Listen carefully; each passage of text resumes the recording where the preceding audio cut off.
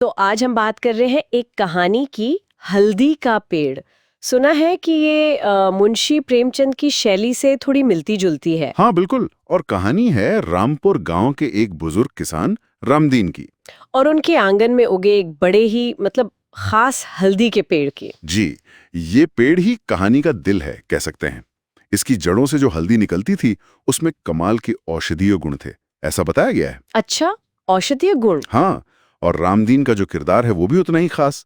वो इस हल्दी को गांव वालों के इलाज के लिए मुफ्त में बांटते थे। मुफ्त में? हाँ, कभी बेचने का तो सोचा ही नहीं उन्होंने। ये तो बड़ी बात है। ये कोई मामूली जड़ी बूटी नहीं थी उनके लिए, ये एक सेवा का जरिया था। बिल्कुल। लेकिन फिर कहानी में जैसा होता है एक मोड़ आता है। हाँ, और यहाँ वो मोड़ लेकर आता है उनका पड़ोसी महाजन सुखराज, है ना? सही कहा, सुखराज। वो इस हल्दी को देखता था एकदम अलग नजरिए से। कैसे? देखिए, जहां रामदीन को इसमें सेवा दिखती थी, लोगों की भलाई, वहां सुखराज को इसमें सिर्फ पैसा दिखता था, एक तरह से। सोने की खान। अच्छा।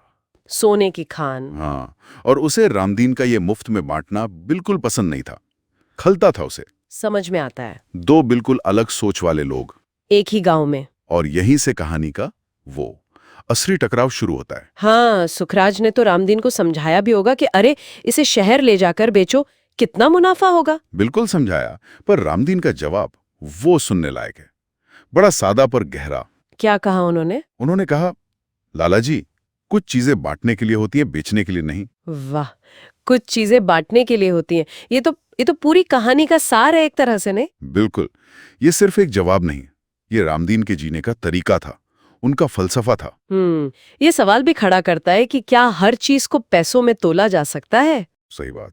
रामदीन के हल्दी का मूल्य शायद उसके बांटने के पीछे जो नियत थी उससे जुड़ा था, उसके उसूलों से। लेकिन सुखराज की सोच तो बिल्कुल दूसरी थी। उसने क्या किया फिर? कहानी बताती है कि उसने रात के अंधेरे में वो पेड़ जड़ से उखड़वा लिया।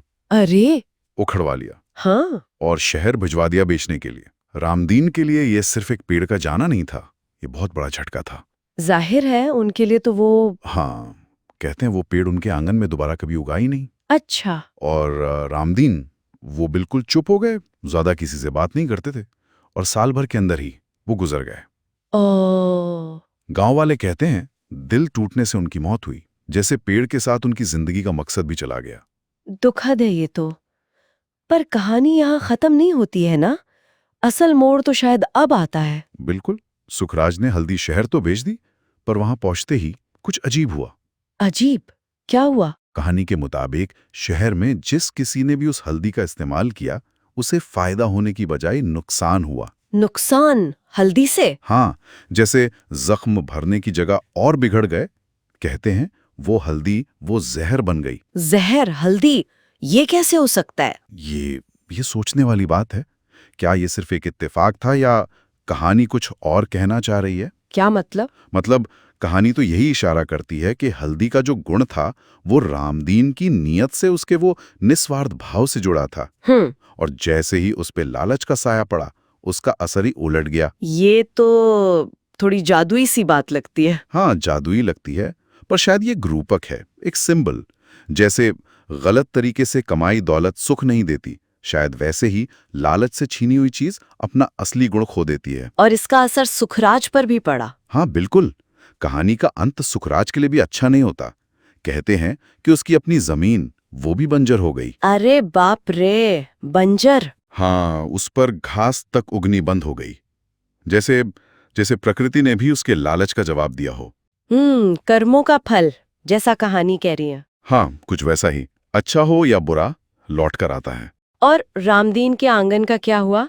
वो जगह तो सूनी हो गई होगी फिर? सुनी तो हुई, पर कहानी के आखिर में एक और दिलचस्प चीज होती है। क्या? रामदीन की मौत के कई साल बाद उसी जगह पर जहां वो हल्दी का पेड़ था, एक नीम का पेड़ उगाता है। नीम का पेड़? हाँ, नीम। नीम तो कड़वा होता है, पर गुणकारी भी। बिल्कुल कड़वा, मगर सच की तरह सेहतमंद और मजबूत। शायद ये इस बात का प्रतीक है कि रामदीन की जो इंसानियत थी उसकी जड़ें गहरी थीं। अच्छा। हल्दी चली गई, पर उसकी जगह एक दूसरी तरह की अच्छाई ने ले ली, जो शायद उतनी मीठी ना हो पर टिकाऊ हो। ये कहानी वाकई उदारता और लालच के नतीजों को बहुत साफ दिखाती है। हाँ, रामदीन ने हल्दी नहीं, असल में इंसानियत बांटी और वो याद रह गया। सुखराज ने हल्दी तो हासिल कर ली, पर शायद सब कुछ खो दिया। तो इस कहानी से हम आज के लिए क्या सोच सकते हैं, क्या लेकर जा सकते हैं? मेरे ख्याल में ये कहानी एक गहरा सवाल छोड़ जाती है। क्या वाकई कुछ चीजों का, कुछ रिश्तों का, या शायद हमारे हुनर का भी असली मूल्य हमारी नीयत से जुड़ा होता है? जैसे रामदीन की हल्दी। बिल्कुल, उसका गुण उसके बांटने के भाव से जुड़ा था। तो सवाल ये है कि क्या जीवन में और भी ऐसी चीजें हैं जो निस्वार्थ भाव से इस्तेमाल करने पर फलती फूलती हैं, और लालच या स्वार्थ से छूने पर हाँ, अपना असर खो देती हैं या कहानी के मुताबिक जहर बन जाती हैं? ये सोचने वाली बात है, अपने आसपास देखने वाली बात है।